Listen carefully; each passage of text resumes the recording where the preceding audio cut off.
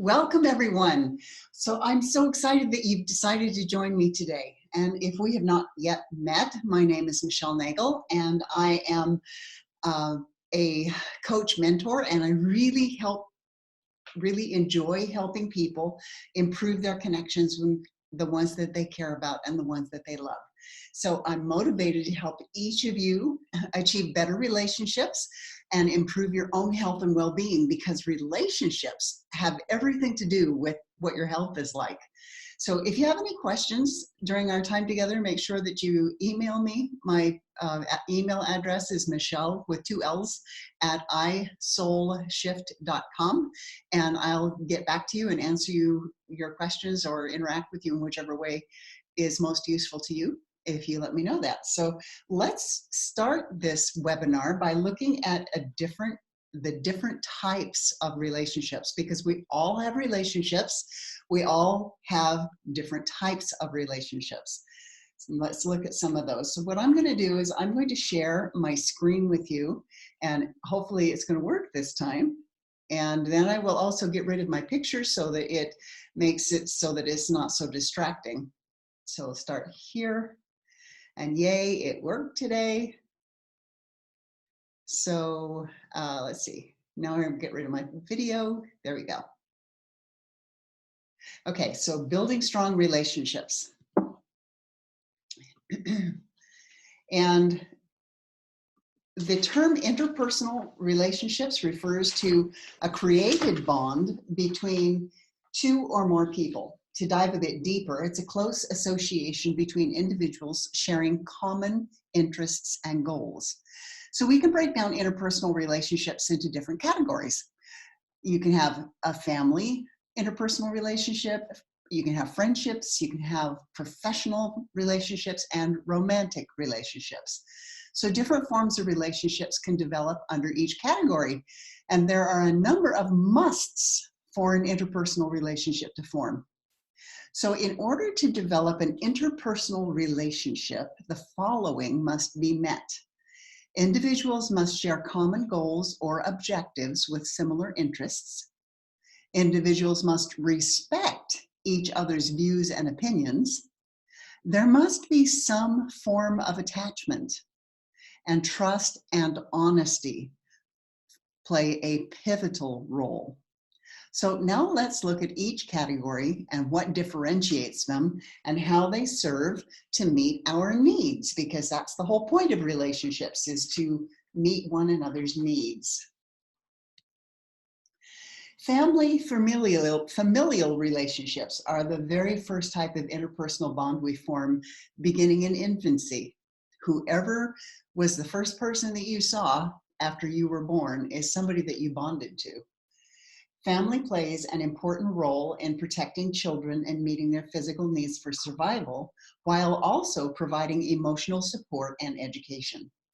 There are many different roles within the family category of relationships, including mother, father, siblings, grandparents, aunts, uncles, and cousins, and those people who you're not actually biologically related to, but who you are very close to. Biological kinship and cultural norms define these roles and the nature of each relationship. Now, it doesn't always have to be biological. I was not biologically related to the man that I call my grandfather, and he was the neatest, coolest grandpa on the planet. And I also am not biologically related to the man I call my dad. So it doesn't necessarily have to be somebody that you come to these relationships through biology. If it is in a familial relationship, you're in a family relationship, and it doesn't matter how the person got there.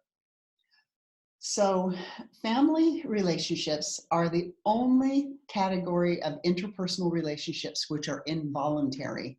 We don't get to choose the family that we are brought up with.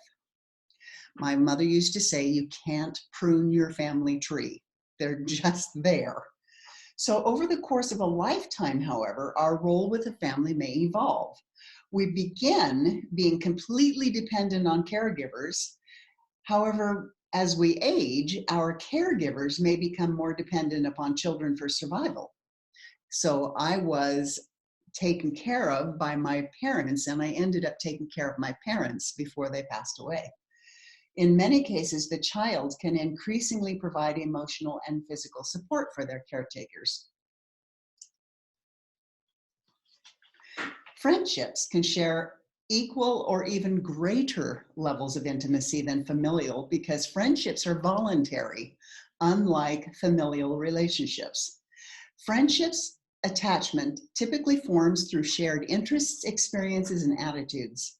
There are many types of friendships, and the ones that we experience through life are, well, okay, so for today's class, we're going to focus on the most meaningful type referred to as true friendship.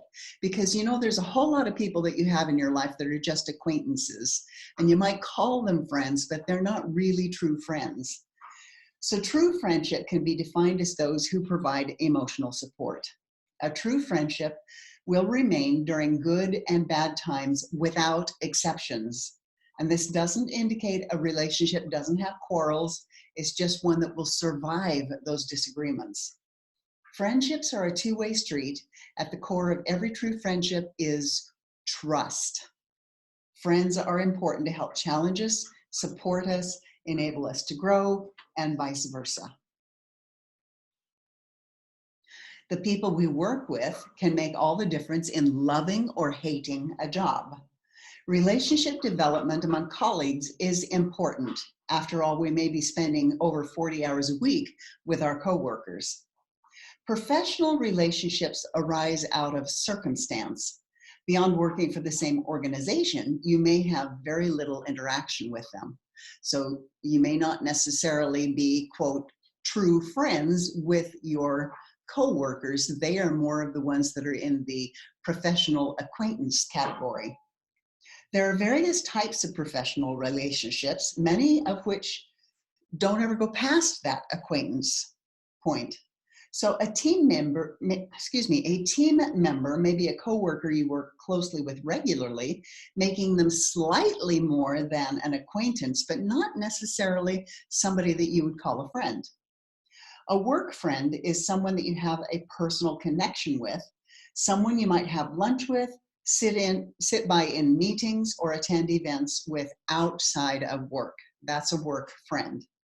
Work friends fill our social need and help keep us sane during the long, grueling hours. Work friends serve as our support system during the corporate hours. You need to be very careful when you're doing a work friends thing if you happen to be married, because sometimes you can rely more upon them, and that goes into dangerous territory. So romantic relationships are often the most emotionally and physically intimate among the different relationship categories. Romantic relationships are formed through a deep attachment, passion, trust, and respect. There's usually a mutually strong attraction to both personality and physical attributes. Romantic relationships are the closest form of a voluntary relationship.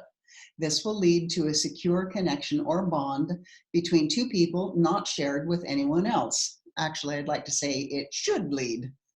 Romantic relationships meet our need for companionship, belonging, affection, emotional support, and validation. Romantic relationships can be short-lived or develop into a lifelong alliance. Research has shown that individuals with supportive and rewarding relationships have better mental health, higher levels of subjective well-being, and lower rates of morbidity and mortality. So morbidity is the health issues, basically. Relationships are important for supporting individuals in their ability to cope with stress or adversity. Additionally, a strong relationship helps a person learn, grow, explore, achieve goals, cultivate new talents, and find purpose and meaning in life. So 5 components of well-being that have been identified and linked with meaningful relationships include happiness and life satisfaction, having purpose, positive self-regard, positive interpersonal expectancies, and a healthy weight and activity levels. Interestingly, meaningful relationships are inherently connected to our mental and physical health and well-being. Researchers have found it is important to experience a variety of relationships. We're most likely to thrive with well-functioning, close relationships that serve different support functions within the categories we've discussed. Relationships act to serve various functions between individuals. Here are two of them. The first important function of relationships is to support thriving through adversity, not only by buffering individuals from negative effects of stress, but also by enabling them to flourish either because of or in spite of their circumstances. Thriving through adversity teaches us to appreciate what we have. Adversity is a good reminder that some discomforts in life are only temporary. They act to teach us it is our reactions to a situation that counts rather than the situation itself. And relationships can help us develop this important skill. The second important function of relationships is to support thriving in the absence of adversity by promoting full participation in life opportunities such as exploration, growth, and personal achievement. Personal growth is extremely important. It allows us to transform and continually work towards becoming the very best version of ourselves. During life, we experience many phases, and no two phases look alike in any two people's lives. Relationships help facilitate growth by supporting one's journey and sometimes teaching things that have been learned along their individual journey. I know that if it was not for the community that I have, I would not have been able to survive, literally would not have been able to survive some of the things that I have experienced in my life. Our extent of relationships has changed drastically over recent years. Technology has provided a limitless boundary for which we can now develop relationships among nearly anyone on the planet. Some of my best friends live in Australia. Technology has both opened many doors for new relationships as well as stunted the growth of some relationships. We have 24-hour unlimited access to communication, but are we communicating? We talk in shorthand without expressing genuine emotions. We may communicate to someone that we are laughing out loud, LOL, but we're missing out on the experience of actually laughing together. As a result, there are some skills we have lost or are in the process of failing. It's natural for relationships to change and evolve, but it's essential to make true connections along the way. I know people who are married who will text each other across the room rather than talk to each other. And I don't get that. I don't. How is that a good relationship? So let's take a look at a tool we can utilize to help build stronger relationships. So there are some tools at your disposal for developing and maintaining healthy relationships. And we're going to discuss each of the following in more detail. Number 1, positive thinking. Number 2, show that you care. Number 3, be considerate.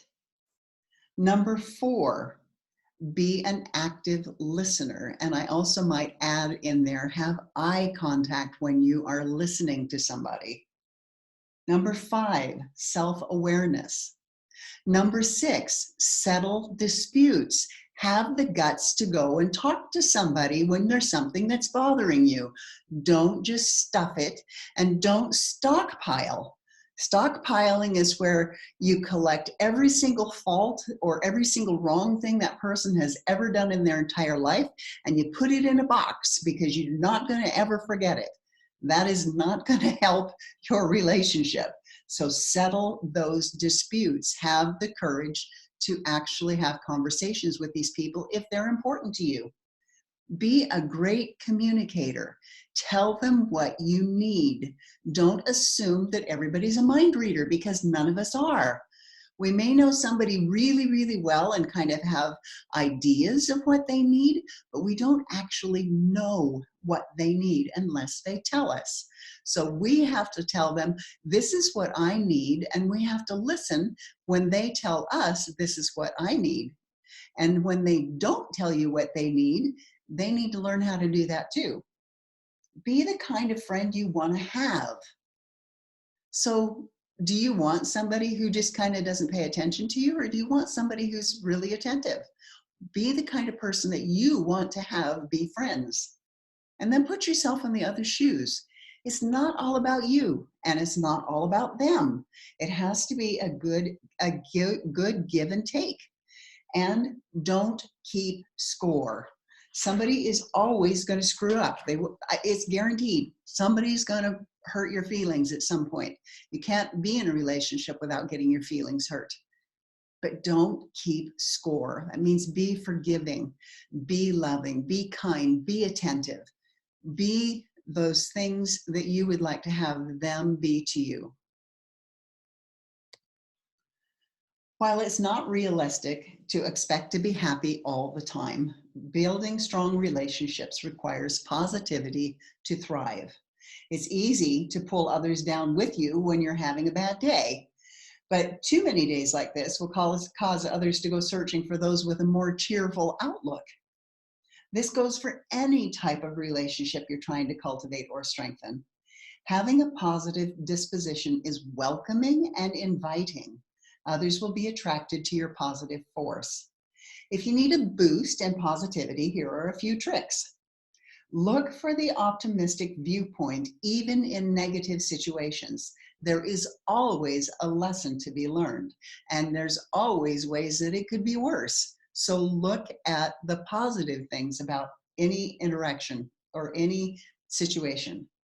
Who you spend time with will have a huge effect on your outlook. Evaluate relationships. How do you feel after spending time with different people? If you find yourself feeling down, negative, or drained frequently by the same relationship, consider it may be time to step back. However, before you do that, do the point where you have the conversation with them. Tell them what you need, listen to what they need, and actually have that interaction with them. Too many people in today's world are just ready to throw their hands up in the air and say, that's it, I'm done, and walk away and leave the other person sitting going like, what the heck did I do? And it's not, that is definitely a really bad way to have relationships. So keep things in perspective. When feeling stressed, it's easy to make a mountain out of a molehill, and remain calm so that you can remain objective.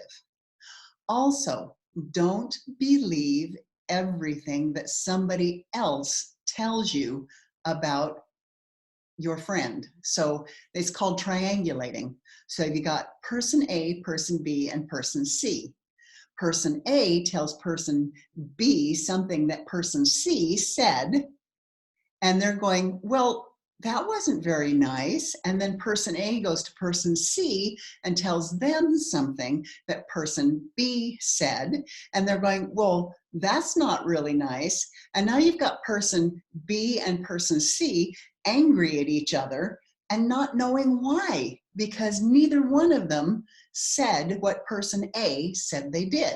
It really is. It's called triangulating, and it's really not nice. So if you have a relationship issue with somebody, ask the person themselves. Don't assume that everything you're told is accurate. So keep in mind that what you put out, you usually get back. If your energy is negative and frustrated, that may be reflected in your interactions with others. When you're experiencing negative emotions, instead of taking them out on others, refocus your attention. Try lending a helping hand to someone in need. Even smiling through tough situations can help you remain positive. It's easy to take relationships for granted, whether it be a close friend, a coworker, or a romantic partner. Showing you care is a surefire way to strengthen your relationship. Everyone likes to feel appreciated. Don't be stingy in giving thanks, no matter how small. If someone did something you appreciate, let them know. This will make both parties feel valued. Identify at least one attribute you value in each of your relationships, and then let those individuals know about it. By showing others how much you care about them, you'll encourage them to do the same thing in return. Take note of what is happening in the lives of those that matter to you. You can strengthen any relationship by joining in on their happiness of a special occasion or offering genuine compassion when they face any personal tragedy. There is a Huffington Post article which noted 7 habits of considerate people. So you can go ahead and look that up on the internet later. It's Huffington Post, 7 habits of considerate people. These 7 habits are one, which I think I already mentioned, which is smile often. Choosing to smile, especially through tough times, makes a significant impact on how others perceive you, as well as boosting your own mood. Next is practicing empathy. Having compassion for others drives and strengthens connectedness. To be intuitive of other people's needs, and this can take practice if it doesn't already come naturally. Simply consider how others around you are feeling and then choose to act on that information. Manners can get lost, especially when we spend a lot of time with a particular person. However, it makes the need for manners no less important. Being polite is more than remembering to say please and thank you. It also involves understanding and acknowledging other people's feelings. And finally, apologize when you're in the wrong or caused someone to feel poorly. Everyone makes mistakes. Own yours and apologize and do what you can to make it better. That'll make your relationships with anybody a whole lot better. So be an active listener. Active listening has become a lost art. Active listening involves both hearing and recognizing another person's experience or their perspective. So too often we're too quick to get our point across and we don't take time to understand what someone else is saying. I'm certain that we've all done this, is you don't really hear what somebody is saying because you're already thinking up your rebuttal of what you're going to say, or sometimes you can't even wait and you just talk over the top of them. How well you listen to people impacts the quality of your relationships with them. If you find it difficult to concentrate on what someone is saying, try mentally repeating their words to reinforce the message. So active listening techniques include paying attention and giving the speaker your undivided attention. When you're going to be with somebody in a social situation, put the phone away. That's really important. Also, look them in the eye. Show that you're listening through acknowledgement and body language. Reflect on what you're hearing by paraphrasing or asking clarifying questions. And avoid interrupting. No one likes to be interrupted. This can frustrate the person speaking and distort their message. Respond with respect and understanding. And you can also ask trusted friends to describe you and provide them with a safe place to provide honest feedback. And you can also ask coworkers for feedback at work. And that Jack Canfield has said one of the things that he has said works really well is to get the feedback from people. And so he has shared that sometimes, excuse me, even if he's in an intimate activity with his wife, he will say, how can I make that better? So some things are really important. You need to ask how you can be a better friend. Research shows that when we see ourselves clearly, we can build a stronger relationship and communicate more effectively. Self-awareness includes having a clear perception of strengths, weaknesses, thoughts, beliefs, and motivation, and emotions. Cultivating a strong sense of self-awareness allows you to understand others as well as how they perceive you. There are some techniques you can utilize to develop and deepen your self-awareness. Look at yourself objectively by identifying and writing out current perceptions. Jot down your accomplishments, things that made you happy during childhood, and things you feel that you could improve upon now. Keeping a journal is a really great way to develop self-awareness. You can write about your values and things that are important to you. It's very beneficial to periodically refer back to them and add notes if anything has changed and why. Meditation or mindfulness can help you identify the thoughts running on autopilot in the background as well. And then again, the feedback. Ask your friends or your coworkers to describe you. And then when they give you the answers or they give you the feedback that you ask for, just take it graciously. Hopefully they gave it graciously, but you asked for it, so don't get mad at them. Conflict is a normal part of having a relationship. Knowing how to respectfully settle disputes can help build stronger relationships. There's always going to be a dispute.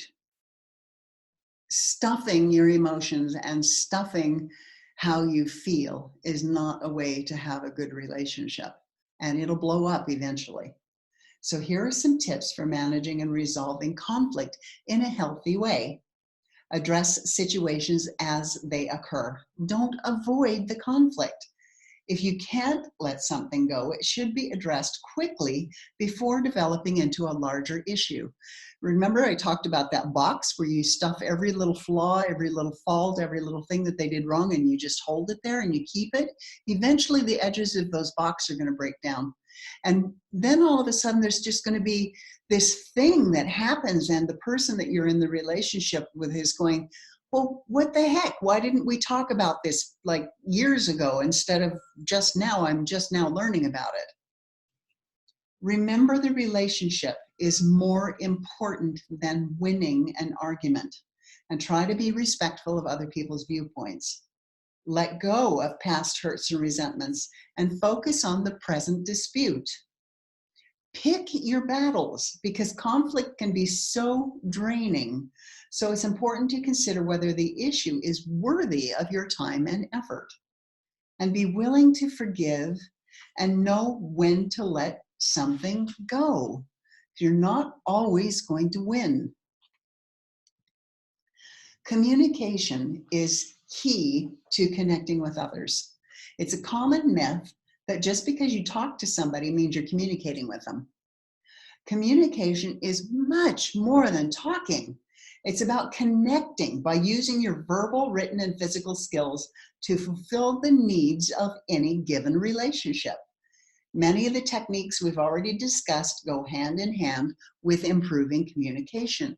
And remember, most of the communication that you do comes from your body, not from your mouth. So in order to be a better communicator, you need to stop and listen. Actively listen and forget all about the thoughts swirling around that you want to say. After actively listening to what the other person has to say, try repeating what they've said to make sure that you understand. I have been known to say, talk, and the other person says, and I said, what did I say? Tell me what I said. And then they repeat it back to me, because sometimes it's really important and you don't know whether they got it right or they got it wrong. And then you know for sure whether you were able to actually communicate what it was that you were saying. Be open and honest. Holding or hiding your emotions tend to lead to bigger issues. If you are feeling hurt, say so. If you can't communicate what you're feeling, the other person will never, ever know. Being open also means opening yourself up to the possibility of being hurt or disappointed. But if you're not going to allow yourself to be vulnerable, you're not going to have a relationship at all. So pay attention to nonverbal signals. Communication isn't necessarily about what is said, but how something is said. And try to focus on current issues and avoid taking cheap shots or rehashing things from past arguments. So communication is really about both listening and responding in a meaningful way. And we all make up stories in our heads.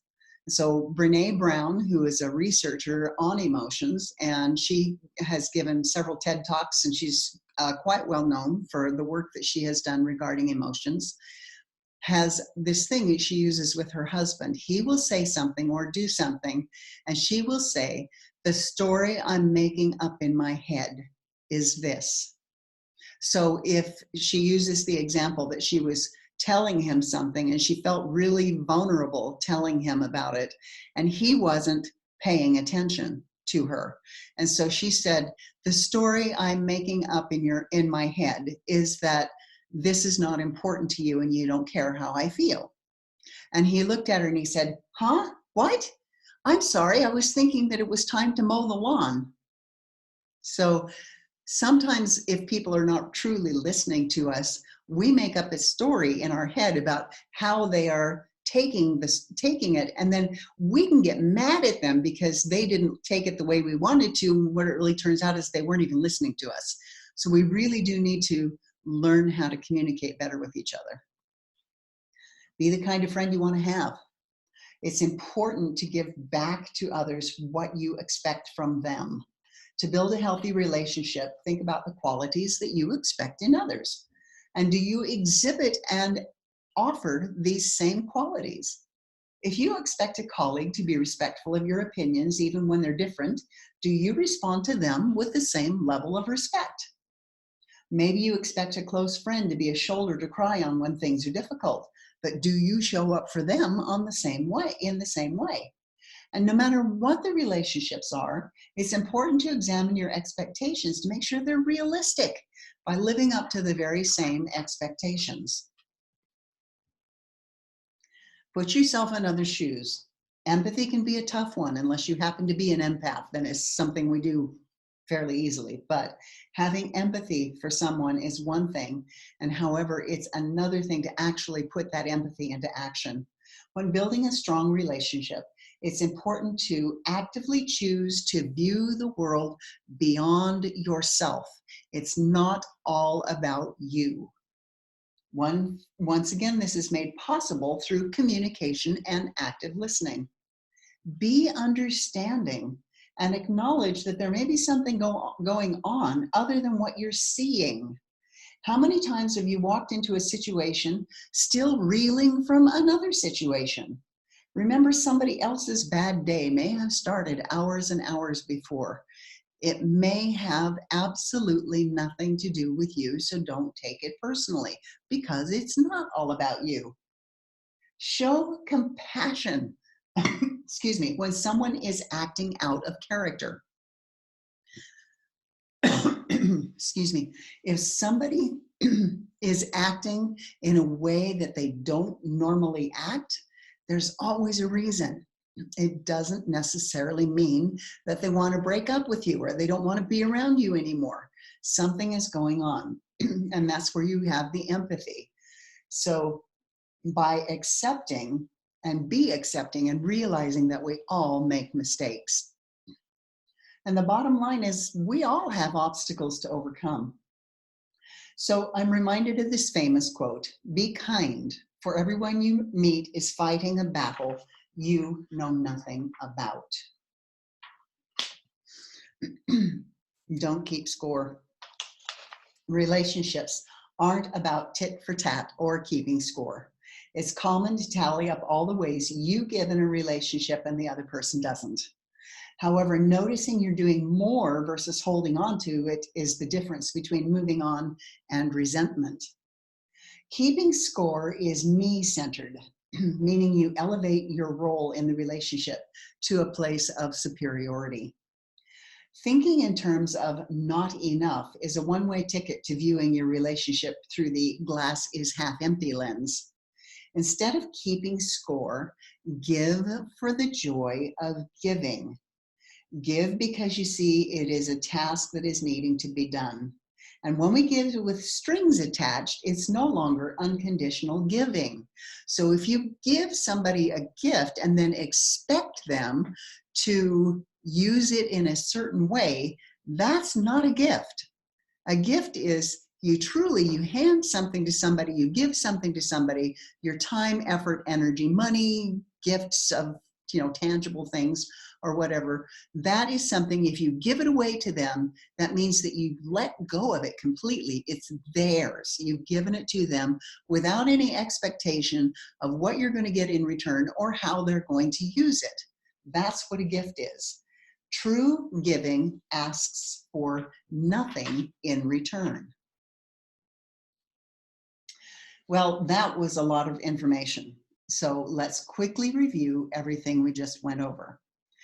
Interpersonal relationships are made up of all types of interactions and connections, from family, friends, professional colleagues, and romantic partnerships. Meaningful relationships are key aspects of mental and physical health, and without them, we do not fare well. So the tools at your disposal include: number one, being a positive force, thinking positively, looking for the positive, everything being positive. Number two, showing that you care. Find out what your romantic partner's love language is. Even find out the love language of the people that you work with. And when you learn their love language, you're going to get along with them a whole lot better. Number three, being considerate. This is the golden rule. Do unto others as you would have them do unto you. Number four, be an active listener. And number five, exhibiting self-awareness. Number six, settling disputes fairly. Number seven, being a great communicator, which doesn't mean that you blow up at them and then leave. It means that you have a conversation in a calm manner. You can be angry at somebody and you can say, I'm feeling really angry right now. And you can say it just like that. You don't have to scream at them. But it communicates exactly how you're feeling. Number eight is be the kind of friend you want to have. And number nine is putting yourself in other shoes. And number 10 is giving without expectations. So keep these in your back pocket, and I guarantee that each of your relationships will improve and flourish. So, excuse me again. So relationships are the most important part of our lives. And we have a tendency to put them in like cubicles of the work relationship or the personal at home kind of relationships. And there are many people who say, no, I want to work on building my business. I want to work on being better at work. I want to get a raise. I want to do all these other things, while their personal life at home with their relationships is an absolute disaster. And you cannot succeed in life with business or with anything else to where it will actually bring you joy if you don't have good relationships with the people at home and the people at work. So thank you very much for taking the time to experience my class. I hope each one of you learned at least one new technique for strengthening your relationships. I love helping people develop strong and meaningful relationships with others. And if all else fails, keep in mind this quote by George Bernard Shaw. The single biggest problem in communication is the illusion that it has taken place. So I want to go back to here. Yes. I want to thank you all very much for joining me today. And I hope that your relationships are improving. If you implement some of these steps, then your relationships definitely will improve, because everybody wants to be seen, everybody wants to be heard. It's really important to be validated. And I know that if you implement some of these tips that I've given you, some of the things that we've talked about, that your relationships will definitely improve. And the important thing is when you get more skilled with relationships, then you're less likely to engage in a relationship where somebody is going to betray you. And I'm all about transformation after betrayal and transformation after trauma.